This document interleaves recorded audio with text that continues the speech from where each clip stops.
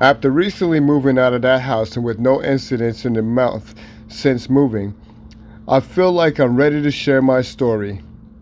Essentially, in the house my family used to live in, there was some sort of entity that could shape shift and look and mimic people, animals. The first encounter happened in the late 2019 after we had already lived in the house for well over a decade. I was in bed with my girlfriend. We hadn't fallen asleep yet that night, and I was getting out of the bed to go to the toilet before going to sleep. On the way out, I turned off the light. When I returned and opened the door, she called out and asked who was coming in. I responded that it was obviously me, and she screamed, so I turned on the light and she was freaking out. So I asked her what is going on. She said that a couple of minutes before I got back, someone who she presumed was me had entered the room, got into the bed, and started cuddling up to her.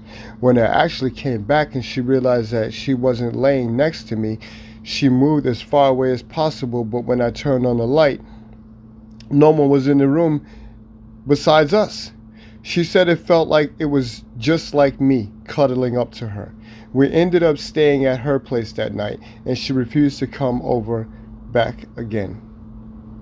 The next incident happened on the 11th of July 2020. I looked up at the date of a football game that was on. I was watching the TV by myself when my dad opened the door and stopped in the doorway and stood. I wasn't paying much attention to him and absently minded asked him if he ended up watching the end of the game his team was playing in. They had made a pretty good comeback. He didn't respond, so I looked over at him and noticed that he was wearing one of my shirts, which was weird because it's not something that he had ever done before. I then looked down and noticed that both of his legs were there. He had a leg amputated in 2017.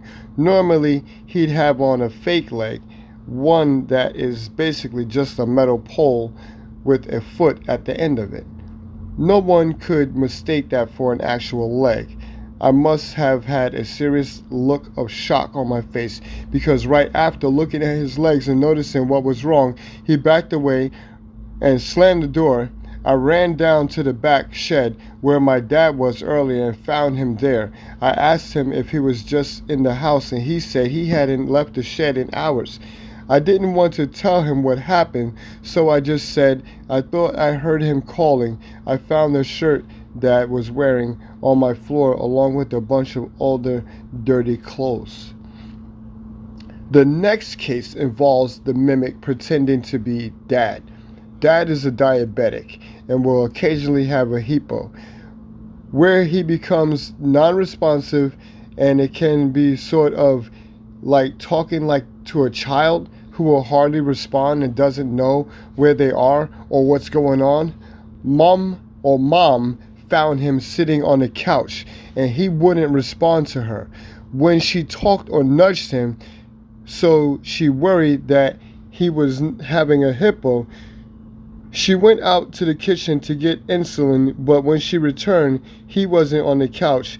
She then freaked out because she couldn't find him. After searching for a few minutes, she tried calling him, hoping that his phone was on him and she'd be able to hear it. Dad answered his phone. He'd been at work the whole time. The last encounter we had was a couple of months ago, about a week after our dog had passed away. She was old. I don't think the mimic caused it, but I was wondering. We were in the kitchen. From where you can see down the hallway. Leading off the hallway is another short hallway part with a door at the end of it where our dog and doggy door is. We heard the doggy door open, which was strange as we only had the one pet. We looked down the hall and saw what looked all exactly like our dog. Mom was beside us herself with fright and said, "Now that it looks like Molly, our dog."